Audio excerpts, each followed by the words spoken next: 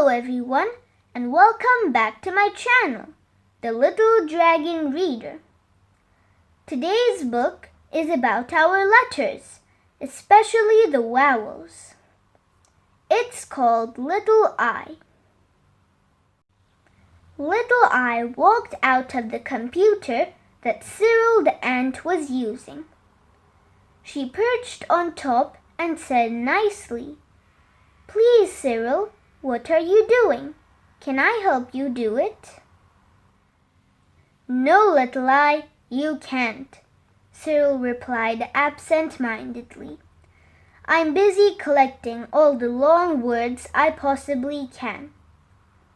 Incomprehensible, gargantuan, predisposition, acrimonious, electroencephalographically, circumambulation, antediluvian, iconoclastic, astrolabe, peripatetic." Little I made a face at him and looked around. Aditi had her nose in a book. Beautiful L was painting a picture. But Mukherjee was sitting still. She seemed to be doing nothing at all.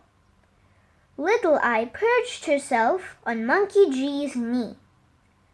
Mukherjee did not even open her eyes. She was deep in meditation. Little I jumped to the other knee. Mukherjee flicked her knee slightly and sent Little I flying through the air and straight into the bowl of water Beautiful was using to paint with. Beautiful dipped in her paintbrush and helped Little I out. "Why are you swimming in the bowl I use for painting, Little I?" Beautiful asked. "Wasn't swimming," Little I muttered. "I fell in by accident. Will you play with me, Beautiful?" "If you don't want to play, I can help you paint. That's a lovely picture of a rhinoceros," Little I added. "It's not a rhinoceros. It's supposed to be an elephant walking through the forest," Beautiful confided. "I'm trying to become an artist. The trouble is, I'm not very good yet. No, I do not need your help. I have to be able to do this myself." Little I now settled on Aditi's shoulder. "What are you reading?" she asked. "Oh, it's a really exciting book," Aditi replied, "about a silver dragon." "Can I read it with you?" Little I begged. "I'm halfway through," Aditi replied. "I don't want to have to start at the beginning again." Little I had had enough. "Right," she said. "I came to play with you, and you've all been horrid to me. I'm going to teach you a lesson." She stood up on Aditi's shoulder and zapped Aditi's book. All the A's in the book Aditi was reading flew into the air like frisbees. Little I caught them and slipped them into her pocket. In Aditi's book, where there had been A's, now there were blanks. Little I stood in front of Aditi, laughing. "What did you say your book was about?" she asked cheekily. "'Bout silver dragon," Aditi replied shakily.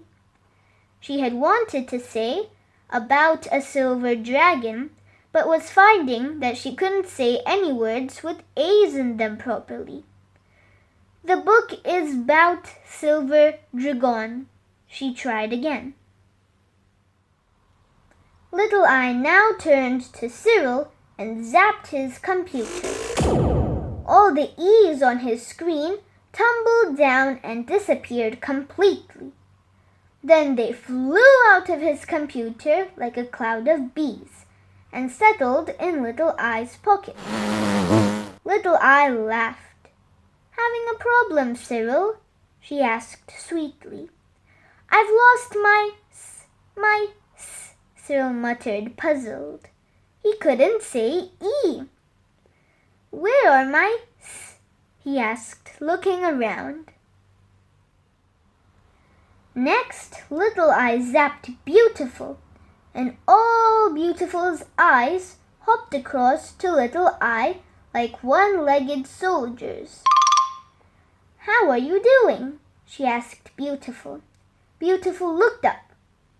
"I'm doing fine," she wanted to say. Instead, she found herself mumbling, dong, fn. She frowned at Little Eye. "What's happened?" she cried. "Can't speak properly." "Who can't speak properly?" Little Eye asked, pretending not to understand. Beautiful struggled to say I, but no sound came at all. "Me," she said at last unhappily. Mukherjee was just opening her eyes. Little Eye zapped her quickly. "What's the matter?" Mukherjee asked. She could see that the others were all looking extremely worried. "Lost sounds," Cyril muttered. He had wanted to say vowels, but he couldn't because that had an E in it. Mukherjee tried to say nonsense, but she had a hard time saying it because Little Eye had stolen her O's. Nonsense, nonsense, nonsense!